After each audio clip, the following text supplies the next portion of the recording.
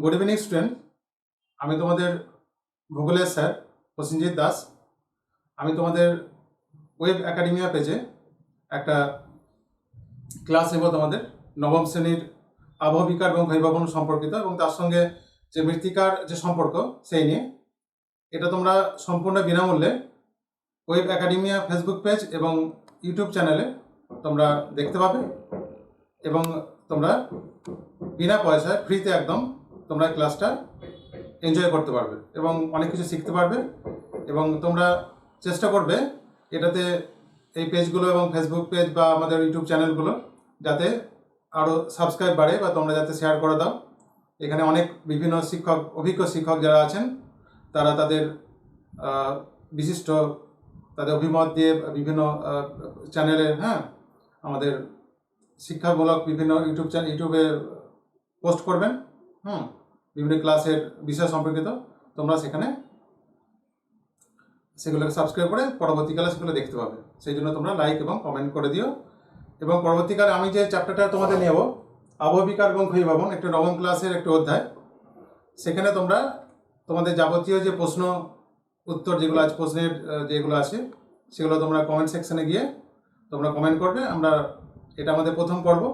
দ্বিতীয় পর্বেতে আমরা তোমাদের সেটা উত্তর দেওয়ার চেষ্টা করব যতটা সম্ভব আমরা আমাদের সম্পর্কিত।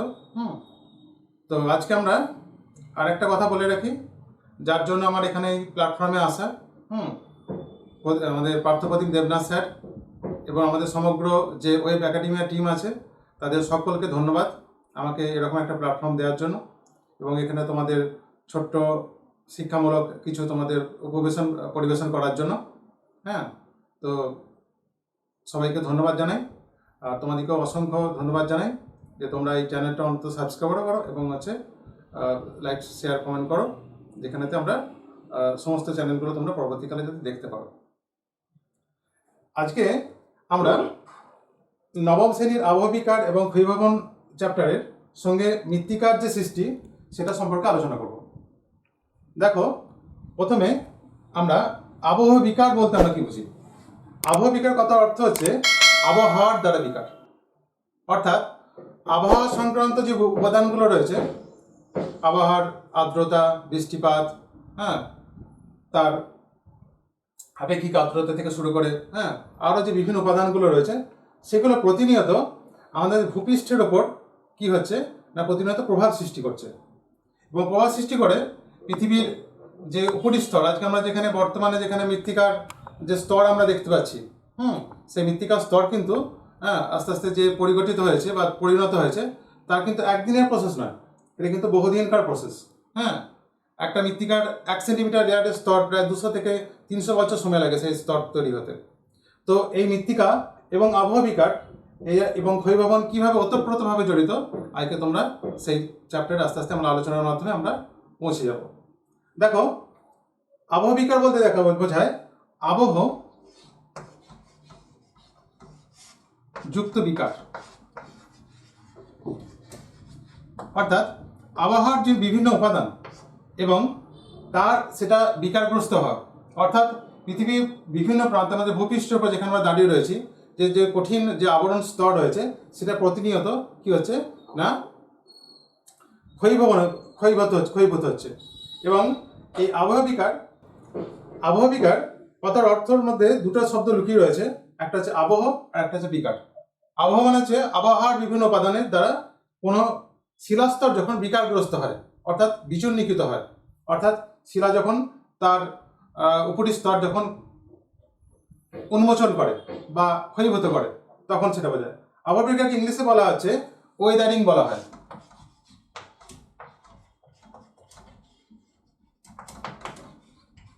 এই ওয়েদারিং শব্দটি প্রথম ব্যবহার করেছিলেন জি.কে. গিলবার্ট, বিজ্ঞানী জি.কে. গিলবার্ট এই আবহবিকার শব্দটি প্রথম ব্যবহার করেছিলেন।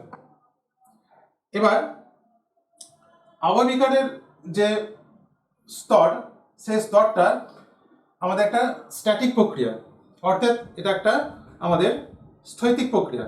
আবহবিকার যখন হয় তখন কোনো একটা শিলার ওপর সেই পদার্থগুলো বা তার যে শিলাচূর্ণগুলো সেখানেই পড়ে থাকে, কিন্তু যখন সেই শিলাচূর্ণগুলো কোনো প্রাকৃতিক শক্তি দ্বারা, সেটা নদী, হিমবাহ বা বায়ু ক্ষয়কার্য যারা যখন এক স্থান থেকে অন্য স্থানে স্থানান্তরিত হয়ে যায়, তখন কি হয়, সেটা অন্য স্থানে স্থানান্তরিত হয়, তখন তাকে আমরা বলি ক্ষয়ীভবন। যাকে আমরা ইংলিশে বলি ইরোশন।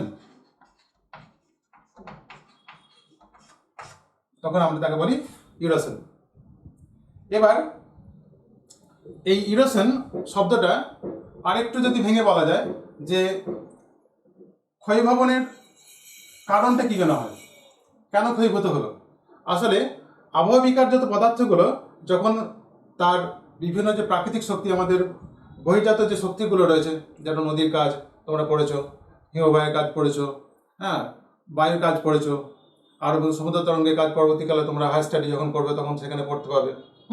তো এবার বিভিন্ন রকম যে প্রাকৃতিক শক্তিগুলো আছে সেগুলো কিন্তু একটা পদার্থগুলোকে এক স্থান থেকে অন্য স্থানে স্থানান্তরিত করে।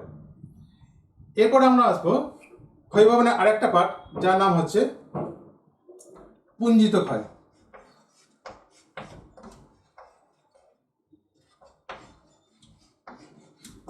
যাকে ইংলিশে বলি মাস ওয়াস্টিং।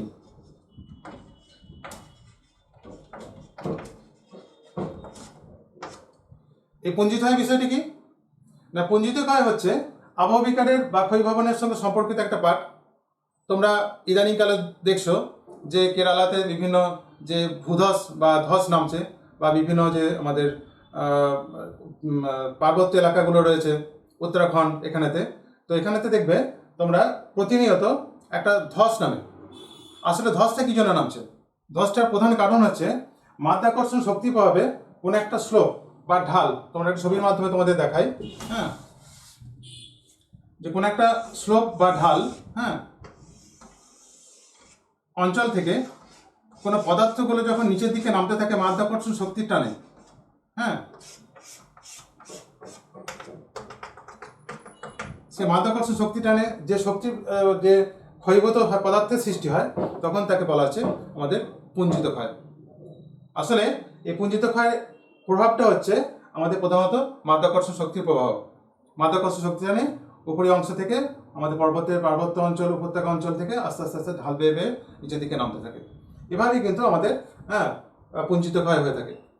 এবং এই পুঞ্জিত ক্ষয়, আবহাওয়া বিকার এবং ক্ষয়ীভবন, এটা যখন সম্মিলিতভাবে হয়ে থাকে তখন তাকে আমরা বলবো নগ্নীভবন, যাকে ইংলিশে বলবো আমরা ডেনুডেশন। এই তিনটে প্রক্রিয়াকে একসঙ্গে আমরা বলবো কি না, নগ্নীভবন।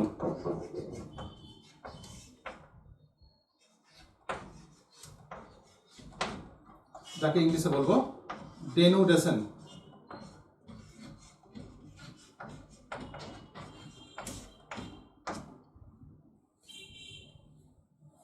ছাত্র বন্ধুরা, তোমাদেরকে আর একটা কথা বলে রাখি, যখন তোমরা ভূগোল বিষয় নিয়ে পড়াশোনা করছো, তোমরা বিভিন্ন শিক্ষকের কাছে পড়ো বা বিভিন্ন বিষয়ে বোঝার চেষ্টা করো, আমরাও এই চ্যানেলের মাধ্যমে তোমাদেরকে সহজভাবে বোঝানোর চেষ্টা করছি যে কীভাবে একটা বিষয়কে সহজ থেকে সহজতর করে তোলা যায় তোমাদের, যাতে তোমাদের বুঝতে কোনো অসুবিধা না হয় কোনো বিষয়কে। আর আমরা বিভিন্ন চ্যানেলের মাধ্যমে, ওই একাডেমিয়া চ্যানেলের মাধ্যমে আমরা তোমাদের আরও পরবর্তীকালে জিনিসগুলোকে তুলে ধরার চেষ্টা করবো সহজতরভাবে। তো তোমরা মনে রাখবে যে যখন তোমরা ভূগোল বিষয় নিয়ে পড়াশোনা করছো, ভূগোল একটা বিশাল একটা ভাস্ট একটা এরিয়া। আমরা একটা ছোট্ট পার্ট আমরা এখানে আলোচনা করছি, আবহাওয়া বিকার, যেটা আমাদের জিওমরফোলজি, আমাদের যে ভূতত্ত্ববিদ্যা, তার একটা ছোট্ট পার্ট আমরা এখানে আলোচনা করছি, হ্যাঁ, আমাদের যে বহির্জাত শক্তি তার প্রভাব সম্পর্কে। তো এখানেতে যে তোমরা প্রত্যেকটা যে চ্যাপ্টার যখন পড়ছো এবং তার সে শব্দগুলো, এই যেমন আবহাওয়া বিকার, ওয়েদারিং, ক্ষয়ীভবন, ইরোশন, হ্যাঁ, নগ্নীভবন, ডেনুডেশন, এই শব্দগুলোকে তোমরা কিন্তু আয়ত্ত করার চেষ্টা করবে। এবং যখন পড়বে প্রত্যেকটা টেক্সট বইতে দেখবে সুন্দরভাবে উপস্থাপিত করা আছে, এবং সেখানে ইংলিশ যে ওয়ার্ডগুলো আছে সেগুলোকে তোমরা লক্ষ্য করে করে পড়বে। এবং আমরাও চেষ্টা করবো যে ওয়ার্ডগুলোকে তোমাদের কাছে অবগত করানো বা তোমাদেরকে পরিচিত করানোর। নেক্সট আমরা পেরিয়ে যাব যে আবহাওয়া বিকার, আমরা তিনটে প্রক্রিয়াকে যখন সম্মিলিতভাবে হলো তখন তাকে আমরা বলছি নগ্নীভবন। এই নগ্নীভবন বা ডেনুডেশন প্রক্রিয়াটা হওয়ার পর আমাদের কিন্তু মৃত্তিকা সৃষ্টির যে ধাপ, সেই ধাপ কিন্তু আস্তে আস্তে তার আগে দিকে এগিয়ে যেতে থাকে। অর্থাৎ আমরা মৃত্তিকা সৃষ্টির যে পূর্বের পর্যায়, যাকে আমরা রেগোলিথ বলি,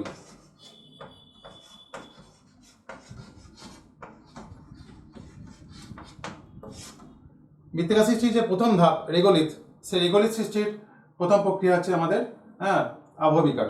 এই আবহবিকার মাধ্যমে কিন্তু আস্তে আস্তে রেগোলিথ সৃষ্টি হয় এবং সেই রেগোলিথ আস্তে আস্তে আরও ক্ষয়ীভবনের মাধ্যমে আস্তে আস্তে ক্ষয়ীভূত হয়ে হয়ে হয়ে চূর্ণ বিচূর্ণ হয়ে যেটা আমরা বলি বিচূর্ণী ভবন, সেই বিচূর্ণী ভবনের মাধ্যমে আস্তে আস্তে আরও চূর্ণীভূত হয়ে আজকে বর্তমান অবস্থায় যে মৃত্তিকা যার উপর দিয়ে আমরা আজকে বৃক্ষরোপণ করি বা চাষাবাদ করি, সেই সমস্ত মৃত্তিকা কিন্তু সৃষ্টি হয়ে থাকে। তাহলে মৃত্তিকা সৃষ্টির প্রথম পর্যায় হচ্ছে আমাদের রেগোলিথ। এবার আবহবিকারকে আমরা অনেকগুলো পার্টে আমরা ভাগ করব। আবহবিকার অনেকগুলো শ্রেণীবিভাগ রয়েছে। তার মধ্যে একটা হচ্ছে যান্ত্রিক আবহবিকার, একটা হচ্ছে রাসায়নিক আবহবিকার, একটা হচ্ছে জৈবযান্ত্রিক আবহবিকার, তুষার কার্যের ফলে সৃষ্ট আবহবিকার। এরকম অসংখ্য আবহবিকার রয়েছে যেগুলো কিন্তু আমাদের পরবর্তীতে আমরা আলোচনার মাধ্যমে আসবো। এটা যেহেতু আমাদের প্রথম পার্ট, এখানে কিন্তু সমস্ত পার্ট আজকে আলোচনা করা হবে না। আজকে তোমাদের যান্ত্রিক আবহবিকার পর্যন্ত আজকে করানো হবে এবং তোমরা পরবর্তীকালে যা যে প্রশ্ন থাকবে সেটা ওয়েব একাডেমিয়া চ্যানেলে তোমরা কিন্তু সেখানে কমেন্ট সেকশনে গিয়ে তোমরা কিন্তু যথারীতি সেখানে কমেন্ট করবে। তোমাদের যা যে প্রশ্ন আমি তোমাদের সহজভাবে দেওয়ার চেষ্টা করবো পরবর্তী পর্যায়েতে। এরপর আমরা আসবো যে আবহবিকারের শ্রেণীবিভাগে আসবো। আবহবিকারকে প্রধানত আমরা 3টে পার্টে ভাগ করব।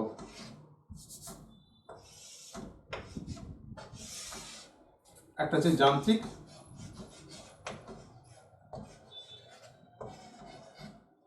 একটা হচ্ছে রাসায়নিক,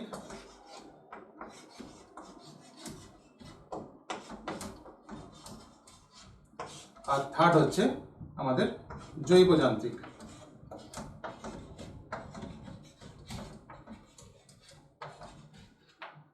ঠিক আছে, এবার প্রথম আজকে আমরা আলোচনা করব প্রথমত যে যান্ত্রিক আবহবিকার সম্পর্কে। যান্ত্রিক আবহবিকারটা একটা যেহেতু বিশাল একটা ভাস্ট একটা পার্ট, এখানে অনেকগুলো বিভাজন রয়েছে, তোমরা আস্তে আস্তে পড়বো।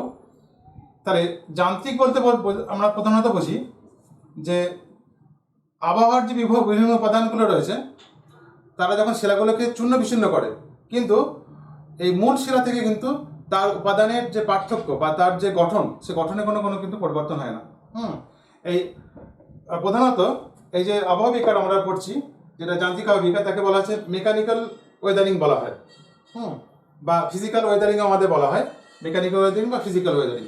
এবার এই মেকানিক্যাল ওয়েদারিং সম্পর্কে আমরা পড়ব যে এর 3টে পার্ট। এটা প্রধানত অনেকগুলো বায়ুমণ্ডলের প্রভাব দ্বারা প্রভাবিত হয়।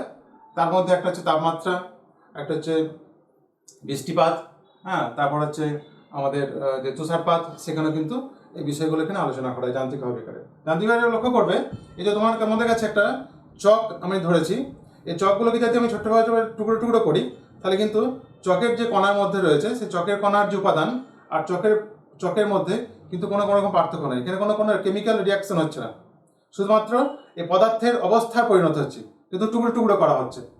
কিন্তু রাসায়নিক আবহবিকারে কি হয় না, এখানে প্রধানত না একটা পদার্থ থেকে একটা নতুন ধর্মবিশিষ্ট পদার্থের সৃষ্টি হয়, যেখানে আমরা নতুন নতুন পদার্থে বা নতুন নতুন মৃত্তিকার সৃষ্টি হয় আবহবিকারের মাধ্যমে। আর আমরা জৈবযান্ত্রিক আবহবিকার বলতে আমরা বোঝাই যে জৈব প্লাস যান্ত্রিক। জৈব কথা থেকে জীব কথা থেকে এসেছে জৈব, যেখানে জীব প্রধান ভূমিকা গ্রহণ করে। জীব বলতে আমরা প্রাণী এবং উদ্ভিদকে বোঝাই, এবং এই প্রাণী উদ্ভিদ আমাদের বিভিন্ন মৃত্তিকা ঘটাতে সাহায্য করে। আমরা জানি যে ইঁদুর, কেঁচো, এরকম অসংখ্য যে প্রাণী রয়েছে তারা কিন্তু আমাদের মৃত্তিকার ঘটাতে সাহায্য করে বা বিভিন্ন শিলাকে চূর্ণ বিচূর্ণ করতে সাহায্য করে। তো আজকে আমাদের আলোচনার বিষয় হচ্ছে যে যান্ত্রিক আবহবিকার। যান্ত্রিক আবহবিকারকে প্রধানত আমরা আগে আলোচনা করব যে যান্ত্রিক আবহবিকারটা কোথায় হয় বা আবহবিকারগুলো কোথায় কোথায় হয়। স্থান বিশেষে বিভিন্ন রকম আবহবিকার হয়ে থাকে। প্রথমত আমরা যে যান্ত্রিক আবহবিকার যেখানে হয় সেটা প্রধানত উষ্ণ বরফপ্রায় অঞ্চলে আমাদের হয়ে থাকে। যেখানে প্রচণ্ড গরম, উষ্ণতার প্রসার পার্থক্য প্রচণ্ড বেশি। উষ্ণতা প্রসার মানে কি? উষ্ণতা প্রসার মানে আছে যেখানে উষ্ণতার পার্থক্য বা ডিফারেন্স, যেখানে দিনের বেলা তাপমাত্রা প্রচণ্ড এবং রাতের দিকে তাপমাত্রা প্রচণ্ড ঠান্ডা। এই ঠান্ডা গরমের যে পার্থক্য, একে বলা হচ্ছে উষ্ণতার প্রসার। প্রধানত উষ্ণ মরুপ্রায় বা মরুপ্রায় অঞ্চলে আমাদের যান্ত্রিক আবহবিকার ঘটে থাকে। এবার এখানেতে যান্ত্রিক আবহবিকার আমরা তোমাদের পাঠ্যাংশে 3টে পার্টে আমরা ভাগ করব। একটা হচ্ছে কি প্রস্থচ্ছায় বিচ্ছিন্নকরণ,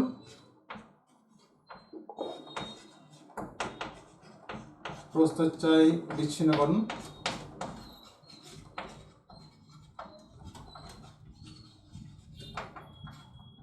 নাম্বার 2 স্বল্পমোচন।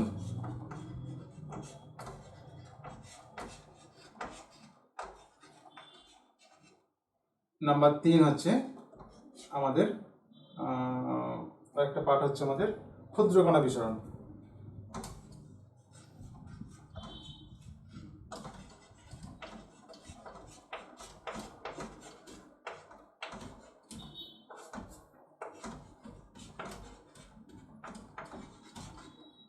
ক্ষুদ্রকণা বিসরণ। প্রথমে আসি যে প্রস্থচ্ছাই বিচ্ছিন্নকরণ, যাকে ইংলিশে বলবো ব্লক ইন্টিগ্রেশন বলা হয়, ডিসইন্টিগ্রেশন বলা হয়, ব্লক ডিসইন্টিগ্রেশন বলা হয়। এবার এই প্রস্থচ্ছাই কথার মধ্যে উত্তর লুকিয়ে আছে, প্রত্যেকটা যে টার্ম ভৌগোলিক যে টার্ম রয়েছে সেই টার্মের মধ্যে উত্তর লুকিয়ে আছে প্রস্থচ্ছাই বিচ্ছিন্নকরণ। প্রধানত তোমরা লক্ষ্য করে দেখবে যে কোনো কোনো পুরনো যে বিল্ডিং রয়েছে বা কোনো কোনো পাথরের অঞ্চল রয়েছে সেখানে দেখবে ইটের ব্লক আকারে পাথরগুলো আস্তে আস্তে খুলে বেরিয়ে যেতে থাকে, বা যে পুরোনো যে বিল্ডিংগুলো পাথর ইটগুলো থাকে আস্তে আস্তে তার যে আঠালো ভাব থেকে সেখান থেকে বেরিয়ে আসে। ঠিক এটাও তাই আমাদের প্রস্থচ্ছাই বিচ্ছিন্নকরণ, যাকে আমরা বলতে পারি যে ব্লক ডিসইন্টিগ্রেশন বলতে পারি, ইংলিশে বলতে পারি ব্লক মানে হচ্ছে ব্লকের আকারে। আসলে এটা হয়ে থাকে প্রধানত তোমাদের ছবির মাধ্যমে একটু দেখাই, আমি এটা মুছে দিলাম। ব্লক ইন্টিগ্রেশন বা আমাদের প্রস্থচ্ছাই বিচ্ছিন্নকরণে প্রধানত আমাদের ব্যাসল্ট যে জাতীয় শিলায় প্রধানত হয়ে থাকে। এখানেতে ব্লকের আকারে আমাদের অবস্থান করছে, দেখো এটা আস্তে আস্তে এখান থেকে চূর্ণ বিচূর্ণ হয়ে যায় ব্লকের আকারে।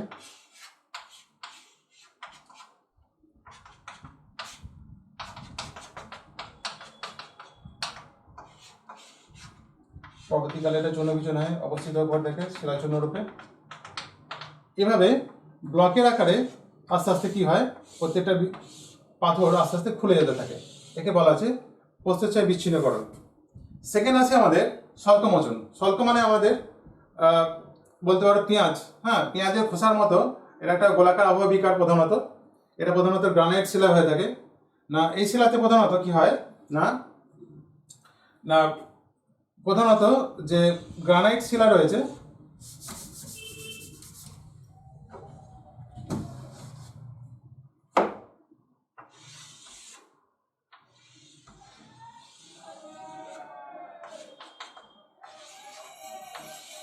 প্রধানত এটা গোলাকার শিলা হয়ে থাকে। তোমাদের একটা কথা জিনিস বলতে আমি ভুলে গেছি, যে মরুপ্রায় অঞ্চলে যেহেতু তাপমাত্রার প্রভাবটা, যেহেতু উষ্ণতা প্রসারটা যথেষ্ট বেশি, দিনের বেলায় তাপমাত্রা প্রচণ্ড বেশি এবং রাতের দিকে তাপমাত্রা প্রচণ্ড কম, সেই তাপমাত্রার পার্থক্যের জন্য আর আমাদের যেহেতু শিলাগুলো তাপের উপরিবাহী, অতএব তাপগুলোকে কিন্তু সে ভেতরে প্রবেশ করতে পারে না। অর্থাৎ উপরিভাগে এই পোর্শনগুলোতে আপার পার্ট অঞ্চলে আমাদের যে শিলা স্তর রয়েছে এই অঞ্চলগুলোতে প্রভাব বিস্তার করে, কিন্তু ভেতর দিকে তাপের প্রভাব কিন্তু না থাকার জন্য তাপটা ভেতরে সংকোচন বা প্রসারণের সৃষ্টি হয়। এই অসম সংকোচন প্রসারণের কারণে এই শিলাস্তরের উপরিভাগটা উন্মোচন হয়, পেঁয়াজের খোসার মতো ফুলে পড়ে যেতে থাকে। একে বলা আছে স্বল্পমোচন। পেঁয়াজের খোসার মতো যেহেতু ফুলে পড়ে সেই জন্য তাকে বলা আছে স্বল্পমোচন। একে ইংলিশে বলা আছে এক্সফোলিয়েশন বলা হয়। একে বলা আছে এক্সফোলিয়েশন বলা হয়, বা ইংলিশে আরেকটা বলা আছে অনিয়ন ওয়েদারিং বলা হয়। অনিয়ন মানে পেঁয়াজ, ওয়েদারিং মানে আছে আবহাবিকার, মানে পেঁয়াজের মতো আবহাবিকার হয় বলে একে বলা আছে অনিয়ন ওয়েদারিংও বলা হয়। সেই জন্য এই সমস্ত পদার্থগুলো চূর্ণ বিচূর্ণ হয়ে আস্তে আস্তে আস্তে আস্তে এখানেতে ছোট ছোট ক্ষুদ্র ক্ষুদ্র পদার্থে পরিণত হয় এবং চূর্ণ বিচূর্ণ হতে থাকে। আর একটা তৃতীয় স্তরে আমরা আসবো, যে যান্ত্রিক আবহাবিকারের তৃতীয় পার্ট, যেটা বলা হচ্ছে ক্ষুদ্র কণা বিসরণ। ক্ষুদ্র কণা বিসরণ প্রধানত এটা মরুপ্রায় অঞ্চলে হয়ে থাকে। ক্ষুদ্র কণা বিসরণ মানে যে ক্ষুদ্র কণাগুলো ক্ষুদ্র মানে কণা কণায় পরিণত হয়। আসলে কোনো পাথরের ভূভাগ বা পাথরের অঞ্চল, প্রধানত এটা আমাদের ব্যাসল্ট শিলাতেও হতে পারে, গ্রানাইট জাতীয় শিলাতেও হতে পারে, যে কোনো একটা অঞ্চলে যখন, বা প্রধানত এটা মরুপ্রায় অঞ্চলে যদি হয়ে থাকে, সেই জন্য এই উষ্ণতা পার্থক্যের জন্য বিকালের দিকে বা সন্ধ্যের দিকে পিস্তল থেকে গুলি ছড়ার মতো একটা আওয়াজ হয়। এটা আসলে কিন্তু আমাদের ক্ষুদ্রকণা বিসরণের ফলে হয়ে থাকে। কেন হয়ে থাকে না, আমরা বাক্যটার মধ্যে আমরা উত্তর লুকিয়ে আছে এখানে, যে ক্ষুদ্রকণা বিসরণ, মানে কোনো পদার্থ বা কোনো শিলা যখন ক্ষুদ্র কণায় পরিণত হয়। আসলে এই ক্ষুদ্র কণাগুলো পরিণত হয় কিভাবে, না কোনো একটা পাথরের ভূভাগ অঞ্চল, তার অসম তাপমাত্রা বিভাজনের কারণে, যেহেতু শিলা তাপের কুপরিবাহী, উপরি অংশটা কি হয় না আমাদের তাপমাত্রা প্রচণ্ড বেশি হয়, আর ভেতরের অংশটা কিন্তু অতটা তাপমাত্রা কিন্তু প্রভাব থাকে না। সেই জন্য কি হয় না এই অঞ্চলটা তাপমাত্রা অসম প্রসারণের কারণে একটা পীড়নের সৃষ্টি হয়। সেই পীড়নের কারণে না এই সমস্ত পাটটা ভেঙে চুরমার হয়ে যায় এবং জোরে জোরে বিকালের দিকে বা সন্ধ্যের দিকে মোড়প্রায় অঞ্চলে একটা পিস্তল থেকে গুলি ছড়ার মতো আওয়াজ সৃষ্টি হয়, যেটাকে বলা আছে ক্ষুদ্রকণা বিস্ফোরণ। তাহলে আমরা লক্ষ্য করব যে ক্ষুদ্রকণা বিস্ফোরণ প্রধানত যে ভূমিরূপটা সৃষ্টি হয় তাকে বলা হচ্ছে, সেটা হচ্ছে ইনসেলবাজ। এই ইনসেলবাজ প্রধানত দেখতে পাওয়া যায় আমাদের ক্ষুদ্রকণা বিস্ফোরণের ফলে সৃষ্ট ভূমিরূপের একটা কারণ। আর আমরা স্বল্পমাচল প্রধানত দেখতে পাও, তোমরা পশ্চিমবঙ্গের অনেকেই মামাভাগ্নে পাহাড় দেখতে গেছো বা দেখেছো। সেই মামাভাগ্নে পাহাড়টা কিন্তু আমাদের একটা স্বল্পমাচলের একটা প্রকৃষ্ট উদাহরণ। এবার এই যে যান্ত্রিক আবহবিকার আমরা আলোচনা করলাম এবং তার সঙ্গে মৃত্তিকার আমরা একটা সম্পর্ক দেখানোর চেষ্টা করলাম যে কীভাবে মৃত্তিকার সৃষ্টি হয়। তোমরা স্যার চূর্ণ বিচ্ছিন্ন তো হলো, চূর্ণ বিচ্ছিন্ন হওয়ার পর তাহলে স্যার মৃত্তিকা কীভাবে সৃষ্টি হলো। এই চূর্ণ বিচ্ছিন্ন শিলা আমাদের কি হয় না যত রকমভাবে আমাদের তিনটে প্রক্রিয়া আমরা লক্ষ্য করলাম, প্রস্থচ্ছায় বিচ্ছিন্নকরণ, স্বল্পমোচন, ক্ষুদ্রকণা বিসরণ। এই ক্ষুদ্রকণা বিসরণ, স্বল্পমোচন এবং প্রস্থচ্ছায় বিচ্ছিন্নকরণ তিনটে প্রক্রিয়া ওপর যখন আমাদের ভূপৃষ্ঠের যত বহির্জাত শক্তিগুলো রয়েছে, নদী ক্ষয়কার্য তোমরা পরবর্তীকালে ক্লাস 10-এ তোমরা পড়বে, বায়ু ক্ষয়কার্য পড়বে, হিমবায়ু ক্ষয়কার্য পড়বে। এই তিনটে প্রক্রিয়া যখন আস্তে আস্তে তাদের প্রভাব বিস্তার করবে, অর্থাৎ তারা যখন নদী তাদের পাথরগুলোকে, চূর্ণ বিচ্ছিন্ন পাথর পদার্থগুলোকে যখন এক স্থান থেকে অন্য স্থানে বয়ে নিয়ে বেড়াবে এবং তাদের যে ঘর্ষণ, অবঘর্ষ এবং বিভিন্ন যে বুদবুদ ক্ষয়, বিভিন্ন যে ক্ষয় প্রক্রিয়া রয়েছে আমাদের, সেই ক্ষয় প্রক্রিয়া দ্বারা এই পাথরগুলোকে চূর্ণ বিচ্ছিন্ন করে করে আস্তে আস্তে পলি গঠন করবে। সেই পলি পরবর্তীকালে যখন বন্যার সৃষ্টি হবে, বর্তমানে আমাদের দেখছো যে পশ্চিমবঙ্গে এখন প্রচণ্ড বৃষ্টিপাতের কারণে অনেক জায়গায় বন্যার সৃষ্টি হচ্ছে। সেই বন্যার ফলে এই পলিস্তরগুলো, যে নরম পলিস্তর আস্তে আস্তে আমাদের সমভূমির উপর দিয়ে বিস্তারিত হবে এবং পরবর্তীকালে যেগুলোকে মৃত্তিকা রূপে পরিগণিত হবে। আসলে এই মৃত্তিকা সৃষ্টির প্রভাবের প্রথম পর্যায় হচ্ছে আমাদের আবহবিকার। যদি আবহবিকার যদি না হতো তাহলে কিন্তু আমাদের কোনো মৃত্তিকার সৃষ্টির কোনো প্রভাব বা মৃত্তিকার সৃষ্টি হওয়ার কোনো প্রক্রিয়া কিন্তু সৃষ্টি হতো না। যার জন্য মৃত্তিকার সঙ্গে আবহবিকার, ক্ষয়ীভবন, পুঞ্জিত ক্ষয় এবং নগ্নীভবন এই তিনটে প্রক্রিয়া ওতপ্রোতভাবে জড়িত। আজকে এই পর্যন্তই। আজকে তোমাদের যান্ত্রিক প্রক্রিয়াটা বোঝানো হলো। পরদিন আমরা রাসায়নিক আবহবিকার এবং জৈব যান্ত্রিক আবহবিকার একসঙ্গে আলোচনা করব। এবং দ্বিতীয় পাঠে তোমাদের যে সমস্ত যে প্রশ্ন যেগুলো তোমাদের মনের মধ্যে পড়া থেকে যে স্যার এই পাঠগুলো হয়তো এড়িয়ে গেছেন বা হয়তো মিস আউট হয়ে পড়ে গেছেন, তো তোমরা সেগুলোকে আমাকে একটু ধরিয়ে দেবে, আর সেগুলোকে আমি পরবর্তীকালে তোমাদের সমস্ত প্রশ্নের অ্যান্সার যেগুলো আছে সেগুলো আমি দেওয়ার চেষ্টা করব। নমস্কার, তোমরা ভালো থেকো, আমাদের সমস্ত গ্রুপের সঙ্গে অবশ্যই থেকো।